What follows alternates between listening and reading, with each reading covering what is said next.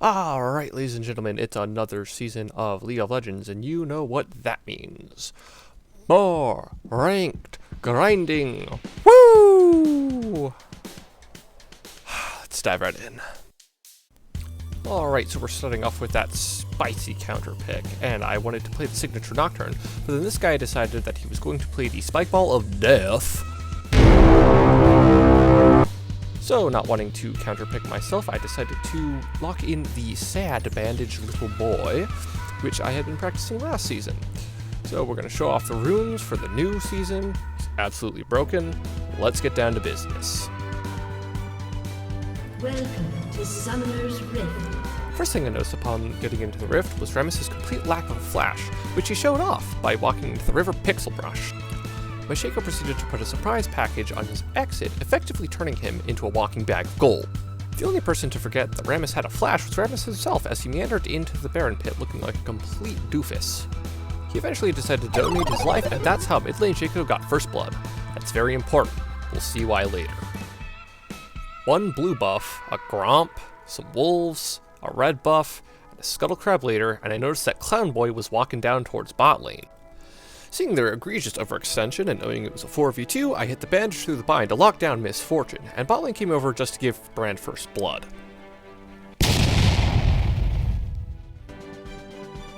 Then noticed that in top lane, the Spiky Boy was going after my Tryndamere with the Goat Man, but like a true Tryndamere, he just pressed E to spin to win and got out alive. So at this point in time, that Echo had enough of Clown Boy and wanted to Rage Gamer. That didn't turn out. Woo! Despite this fact, An ally has been slain. as bot lane traded supports, I noticed that Clown Boy was going after Spiky Ball in his own Raptor's pit. I didn't think this would work, but after all, he is Clown Boy in the mid lane.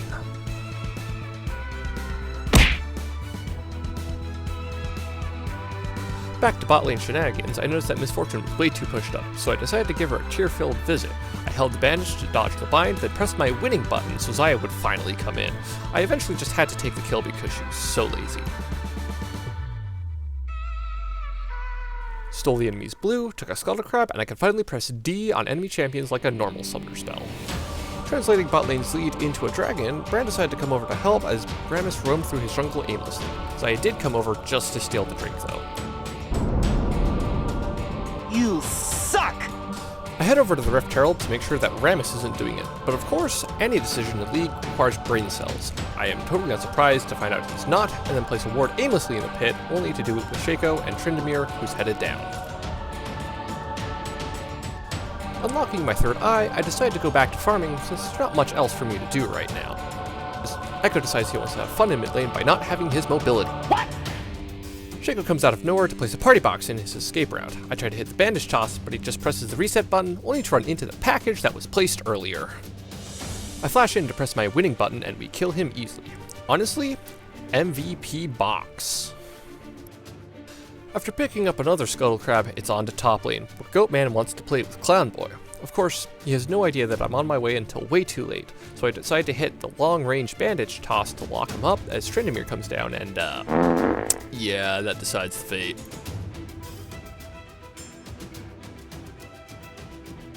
Breaking open my third eye, it releases a giant bug, which decides that it really doesn't like towers, so it helps us out. Although Big Bug dies, we do manage to get the first tower, so that's a win in my books.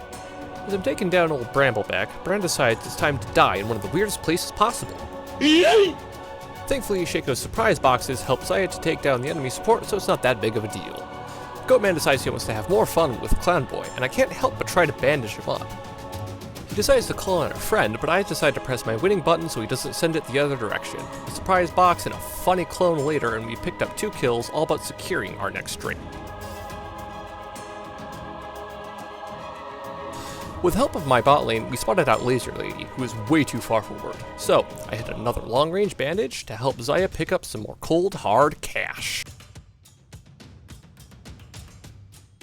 I made a minor mistake in wanting to back, but after some prompting by Xayah, we decided to take out the bot lane turret, which was much more important. What? Brand got caught out by Goatman, and Xayah got obliterated by Laser Lady. It didn't really seem to matter, as we decided to brute force down a Rift Herald with the mid lane Clown and the man who does not die. Besides, the enemy team was more enthralled with taking out the people who had just come back from base than getting any major objectives. Tryndamere decided to go to the enemy's raptors as we had this Rift Herald in the bag. He got spotted by Ornn, but Spiky Boy didn't really seem to care that his chicken was getting taken by a man with a big sword. We finished off the Rift Herald as Tryndamere took out Goatman. He was then attacked by Spiky Boy and Gun Girl, but they forgot one very crucial fact, that he could ignore all their damage.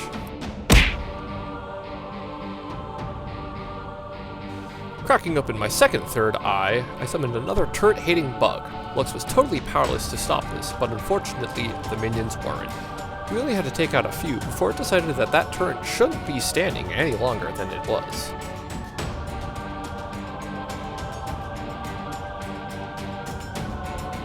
Brad was holding onto mid lane and managed to get some good damage onto Echo, who then died to another Shaco box. Zaya and I decided it was time to take another Drake, when suddenly...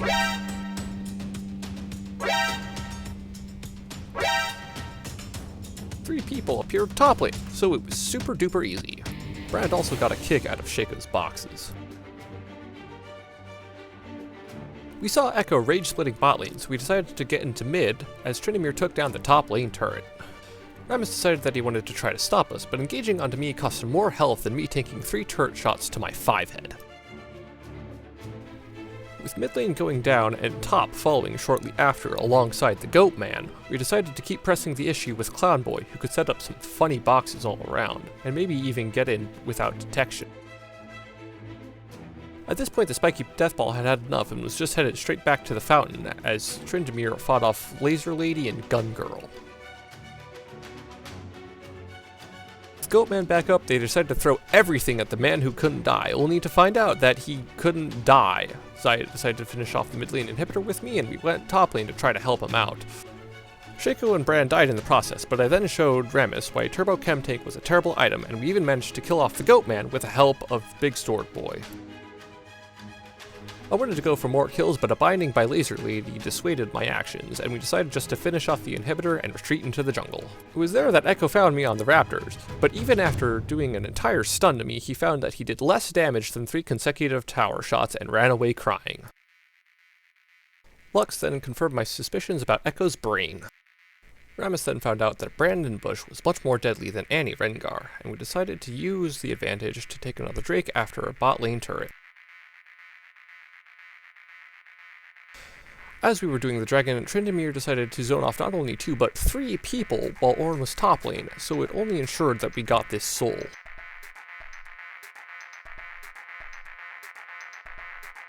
Going to help Tryndamere take out this last bot lane turret, Rammus decided to hate his team comp one last time, only to get bullied by a little mummy.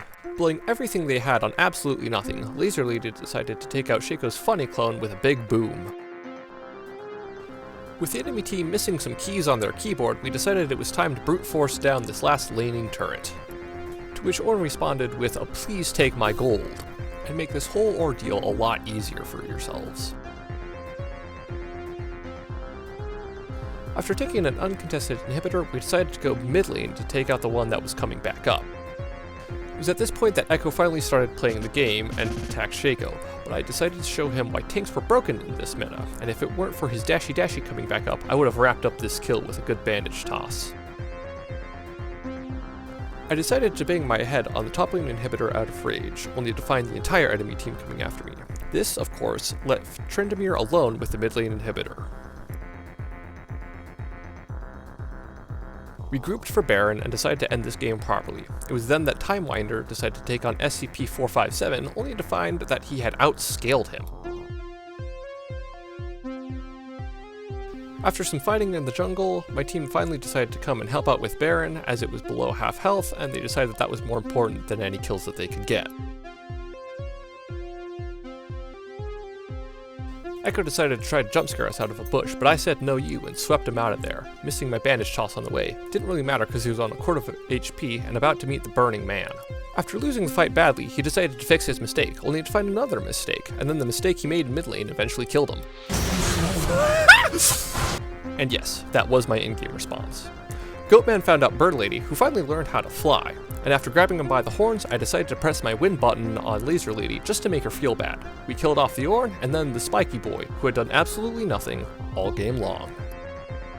And that, ladies and gentlemen, is how you win a game with a mid lane Shaco.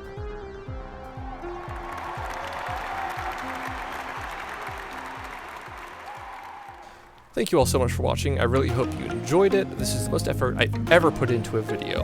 As a smaller YouTuber, likes and subscriptions really do help out. And as always, see you on the other side.